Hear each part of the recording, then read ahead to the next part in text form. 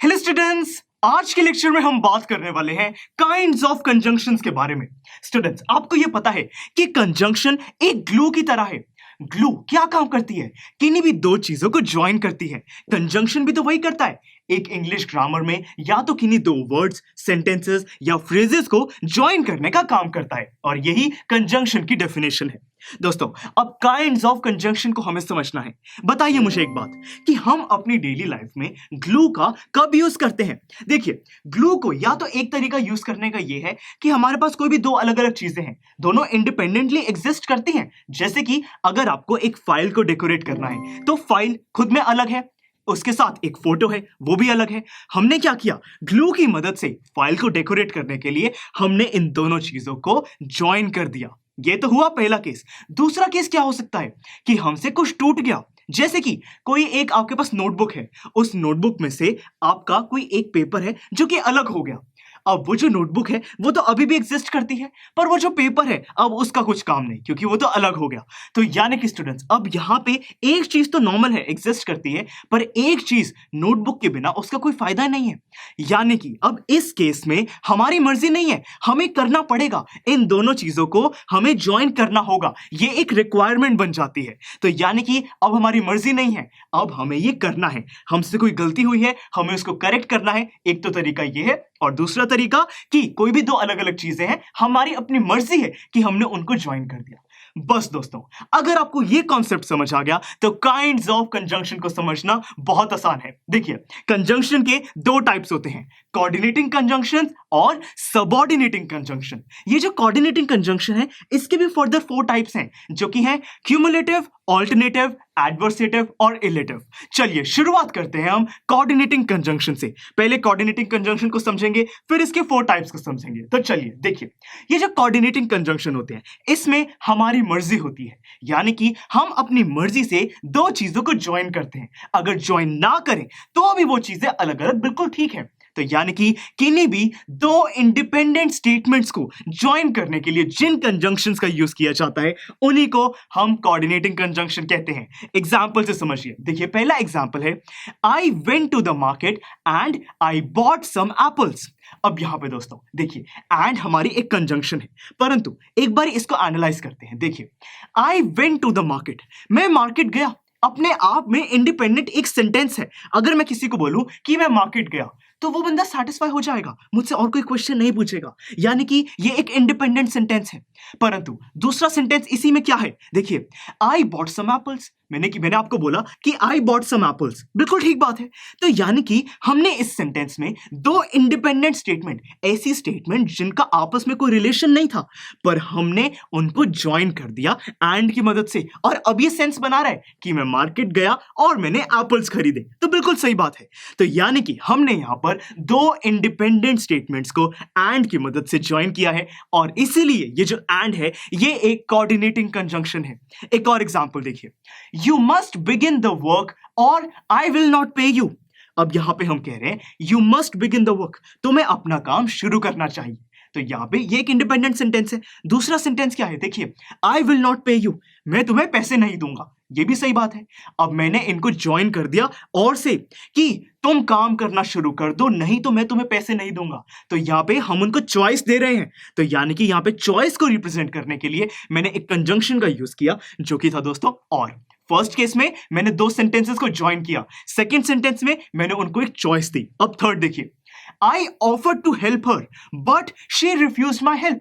अब यहां पे I offered to help her एक इंडिपेंडेंट सेंटेंस है, शी रिफ्यूज्ड माय हेल्प ये भी इंडिपेंडेंट सेंटेंस है। मैंने ज्वाइन कर दिया इसको बट से, और अब इस सेंटेंस का मीनिंग क्या है कि मैंने उसको हेल्प ऑफर करी, परंतु उसने मेरी हेल्प मना कर दी। तो यानी कि हम यहाँ पे कुछ अनएक्सपेक्टेड, कुछ कॉन्ट्रास्ट शो कर रहे हैं कि कोई एक चीज हुई पर बाद में उसका ऑपोजिट हो गया। तो यानी कि यहाँ पे कॉन्ट्रास्ट शो करने के लिए मैंने एक कंजंक्शन का यूज किया है, और ये भी एक कोऑर्डिनेटिंग कंजंक्शन है, क्योंकि दो इंडिपेंडेंट सेंटेंसेस को ज्वाइन किया जा रहा है। अब दोस्तों लास्ट एग्जांपल देखिए, he is my enemy, Therefore, I dislike him. अब यहां पे he is my enemy एक इंडिपेंडेंट सेंटेंस है. I dislike him ये भी इंडिपेंडेंट सेंटेंस है. मैंने ज्वाइन कर दिया therefore से, ये एक कंजंक्शन है. और यहां पे मैं रीजन दे रहा हूं कि क्योंकि वो मेरा दुश्मन है, मैं उसको पसंद नहीं करता. तो यहां पे एक रीजन देने के लिए मैंने कोऑर्डिनेटिंग कंजंक्शन का यूज किया है. तो स्टूडेंट्स, आई होप कि अब आपको ये कोऑर्डिनेटिंग कंजंक्शन बिल्कुल क्लियर है कि हम किन्हीं दो इंडिपेंडेंट स्टेटमेंट को ज्वाइन करने के लिए कोऑर्डिनेटिंग कंजंक्शन का यूज करते हैं. अब बात आती है कोऑर्डिनेटिंग कंजंक्शन के 4 टाइप्स की. दोस्तों वो क्या थे? देखिए, क्यूमुलेटिव, ऑल्टरनेटिव, एडवर्सेटिव और इलेटिव. दोस्तों आप ये चारों टाइप पढ़ चुके हो. देखिए, क्यूमुलेटिव का मतलब होता है किन्हीं भी दो स्टेटमेंट को ज्वाइन करना. देखिए, हमने पहला सेंटेंस क्या पढ़ा था? हमने पढ़ा था कि I went to the market and I bought some apples. तो यहां पे दो इंडिपेंडेंट स्टेटमेंट को मैंने ज्वाइन किया है. तो ऐसे ज्वाइनिंग कंजंक्शंस को मैं कह सकता हूं कि ये एक क्यूमुलेटिव कंजंक्शन है. फ्रेंड्स, अगर हम बात करें कि ऐसे क्यूमुलेटिव कंजंक्शन और क्या हो सकती हैं, तो देखिए यहां पे and, as well as, also, both, ये सारी क्यूमुलेटिव कंजंक्शन है जिनको हम ज्वाइन करने के लिए यूज कर सकते हैं. अब देखिए, सेकेंड टाइप है हमारा ऑल्टरनेटिव कंजंक्शन. इसमें हम एक चॉइस देते हैं. जैसे कि याद कीजिए हमारा सेंटेंस था कि you must begin the work और आई विल नॉट पे यू. तो यहां पे मैं उनको एक चॉइस दे रहा हूं. ये एक यहां पे जो और है वो एक ऑल्टरनेटिव कंजंक्शन है. ऐसी और भी कंजंक्शन हो सकती है, जैसे कि यहां पे है ईदर और, नीदर नॉर, एल्स. ये सारी ऑल्टरनेटिव कंजंक्शंस है. अब दोस्तों थर्ड देखिए, एडवर्सेटिव कंजंक्शन. ये इनको यूज किया जाता है जब हमें किसी कॉन्ट्रास्ट को शो करना होता है. देखिए, हमारा एग्जांपल था कि I offered to help her but she refused. तो यहां पे बट एक कॉन्ट्रास्ट को शो कर रहा है, एक अनएक्सपेक्टेड इवेंट को शो कर रहा है. तो यहां पे कॉन्ट्रास्ट को शो करने के लिए यहां पे बट हम कह सकते हैं कि ये एक एडवर्सेटिव कंजंक्शन है. तो यहां पे इसके और एग्जांपल्स भी आप देख सकते हैं. ये देखिए, बट, नेवरदलेस, स्टिल, हाउएवर, ये सारे हमारे एडवर्सेटिव कंजंक्शंस हैं. अब दोस्तों लास्ट हमारा आता है इलेटिव कंजंक्शन. इनको यूज किया जाता है किसी भी रीजन देने के लिए. जैसे कि हमारा सेंटेंस था कि he is my enemy therefore I dislike him. तो यहां पे मैं रीजन दे रहा हूं, उसके लिए एक इलेटिव कंजंक्शन का यूज किया गया है. और एग्जांपल्स इसके और हो सकते हैं जो कि हैं देयरफॉर, सो, फॉर, सिंस. ये सारे हमारे इलेटिव कंजंक्शंस हैं. तो स्टूडेंट्स, अभी तक हमने कोऑर्डिनेट कंजंक्शंस और साथ में उसके जो 4 टाइप्स हैं उनको समझ लिया है. आई होप कि अब आपका इसमें कोई भी डाउट नहीं है. चलिए बात करते हैं कंजंक्शंस के सेकंड टाइप के बारे में, जो कि है सबऑर्डिनेट कंजंक्शन.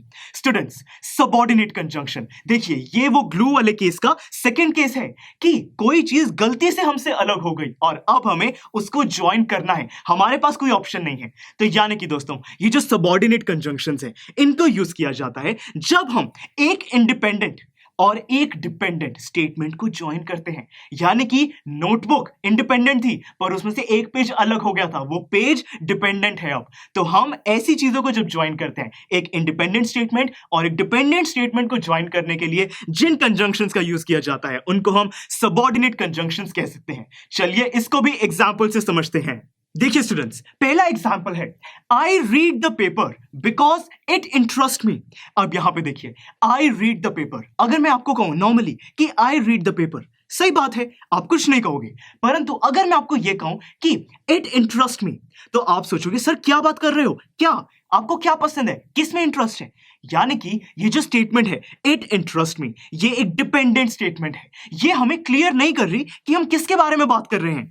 परंतु अगर मैं यहां पे पहले लगा दूं कि I read the paper because it interest me, तो अब ये सेंस बना रहा है. तो यहां पे मैंने एक इंडिपेंडेंट स्टेटमेंट और एक डिपेंडेंट स्टेटमेंट को ज्वाइन किया है एक कंजंक्शन से, जो कि है यहां पे बिकॉज. तो मतलब कि बिकॉज एक सबऑर्डिनेट कंजंक्शन है.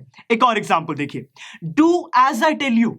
अब यहां पे देखिए, डू, अगर मैं आपको सिंपली कहूं डू, आपको समझ आएगा कि क्या करना है? नहीं. परंतु यहां पे नेक्स्ट क्या है, आई टेल यू. अब यहां पे ये एक कंप्लीट स्टेटमेंट है कि मैं तुम्हें कुछ बताऊंगा, आई टेल यू. तो यानी कि ये एक कंप्लीट स्टेटमेंट है, हमने इसको एक डिपेंडेंट स्टेटमेंट के साथ ज्वाइन किया एज की मदद से. तो यहां पे एज हमारा एक सबऑर्डिनेट कंजंक्शन है. एक और एग्जांपल देखिए, you won't pass the test unless you study. अब यहां पे you won't pass the test, अगर मैं किसी को कहूं कि तुम टेस्ट पास नहीं कर पाओगे, तो फिर वो मुझे कुछ नहीं कहेगा. मतलब कि ये जो स्टेटमेंट है ये एक इंडिपेंडेंट स्टेटमेंट है, इसको और किसी स्टेटमेंट की जरूरत नहीं है. परंतु अगर मैं सिर्फ ये बोलूं यू स्टडी, तो ये तो एक इनकम्प्लीट स्टेटमेंट है। आप कहोगे सर क्या बात कर रहे हो, यू स्टडी क्या मतलब सेंटेंस को कंप्लीट करो। तो यानी कि ये एक डिपेंडेंट है। तो मतलब कि हमने देखिए इंडिपेंडेंट और डिपेंडेंट स्टेटमेंट्स को ज्वाइन किया अनलेस की मदद से। तो यहाँ पे अनलेस हमारा एक सबऑर्डिनेट कंजंक्शन है। तो दोस्तों आई होप कि अब आपको समझ आ चुका है कि ये कोऑर्डिनेट और सबऑर्डिनेट कंजंक्शंस क्या होती हैं और ये कोऑर्डिनेट कंजंक्शन के 4 टाइप्स का क्या मतलब है। अब आपका काइंड्स ऑफ कंजंक्शन के टॉपिक में कोई भी डाउट नहीं होना चाहिए। दोस्तों हमने इस पूरे टॉपिक में जो भी नॉलेज गेन की है इन सब को टेस्ट करना बहुत जरूरी है। इसीलिए मैं आपको रेकमेंड करता हूं कि नोट सेक्शन में जाकर इस टॉपिक पर बेस्ड जितनी भी एक्सरसाइजेस हैं आप उन सबको सॉल्व कीजिए। आने वाले लेक्चर्स में हम उसको डिस्कस करने वाले हैं। तो चलिए दोस्तों मिलते हैं अगले लेक्चर में। स्टूडेंट्स, आई एम श्योर आपको ये वीडियो बहुत पसंद आया होगा। तो इसी तरह से इंटरेस्टिंग तरीके से अगर आप सारे कॉन्सेप्ट्स, थ्योरीज, डिफरेंट चैप्टर समझना चाहते हैं तो डाउनलोड करिए PUSTAC ऐप, क्योंकि इस ऐप पर आपको बहुत कुछ मिलेगा। सैम्पल पेपर्स हो, टिप वीडियोस हो, different lectures, back exercise solutions, बहुत कुछ। So what are you waiting for? Download PUSTAC app.